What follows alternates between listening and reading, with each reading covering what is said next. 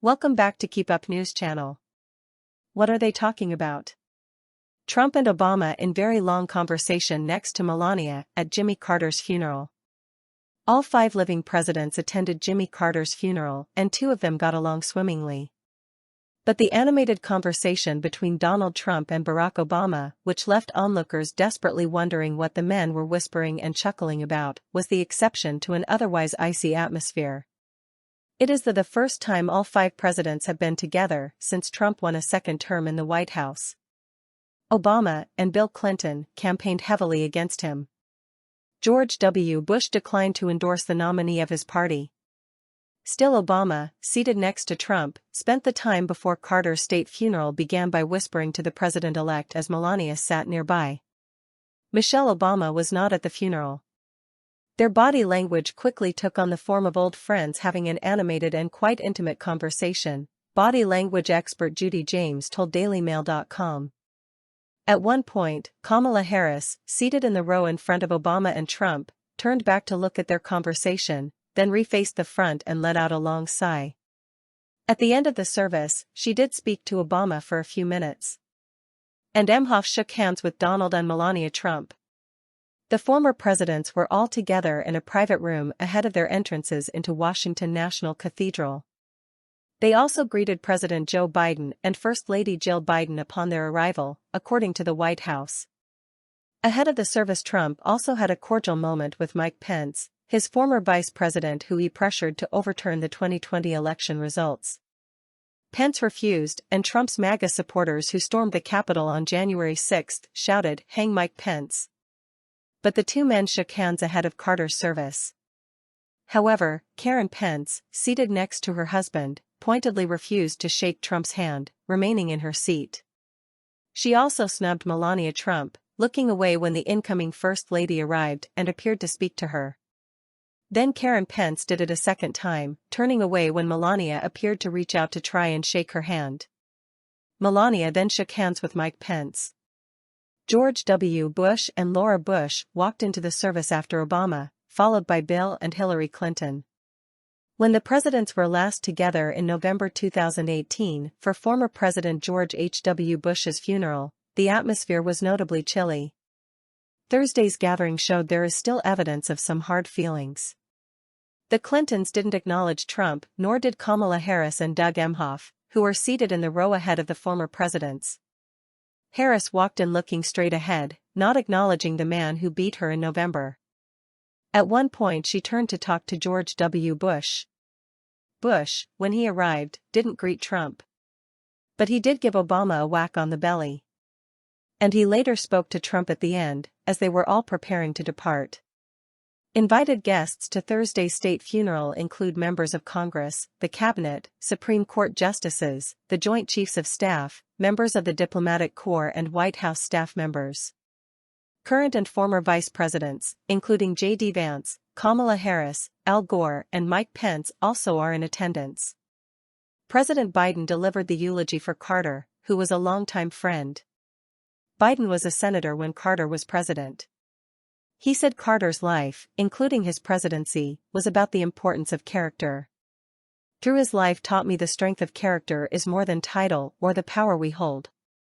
It's the strength to understand that everyone should be treated with dignity, respect," Biden said.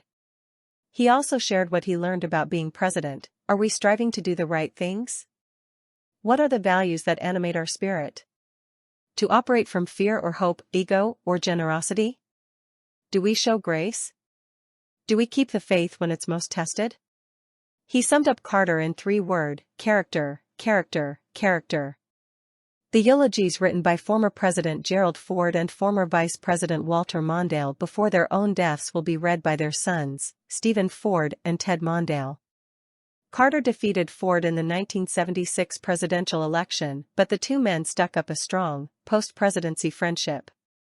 They agreed that whichever of them outlived the other would speak at the first person's funeral. Carter eulogized Ford after he died in 2006 at the family's private ceremony. But Ford found a way to keep his end of the bargain.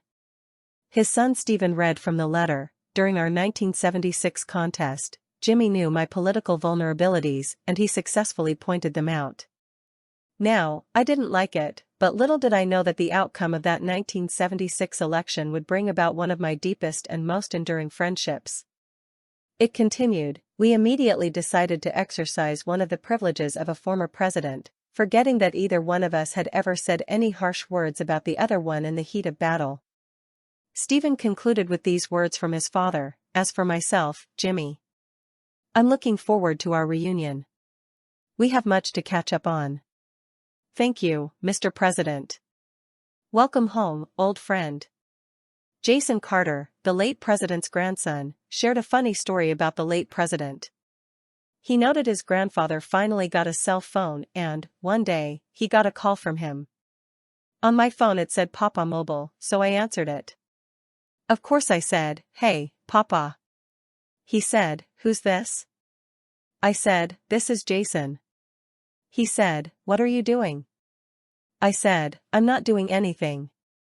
You called me. He said, "I didn't call you.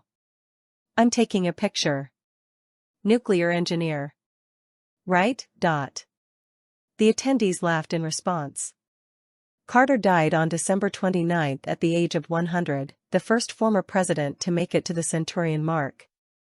Born in 1924, he grew up on a Georgia peanut farm and graduated from the U.S. Naval Academy. He entered politics and in 1970 was elected governor of Georgia. Carter only served one term in the White House, before losing to Ronald Reagan.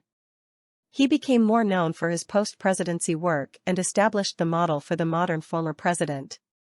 He founded the Carter Center and worked with Habitat for Humanity, building houses for those in need. In 2002, he won the Nobel Peace Prize. He lay in state at the Capitol for 2 days, where hundreds of people braved the cold, snowy conditions to pay their respects. Before the final trip to Washington, the 39th president had been lying in repose at the Jimmy Carter Presidential Library and Museum in Atlanta, where visitors could stop by to give their final farewells. More than 23,000 mourners paid their respects to the former president in Georgia, according to the Carter Center. After Thursday's state funeral, Carter's remains will return to Georgia after the service. He will be buried next to his wife Rosalind in a private interment at their Georgia peanut farm.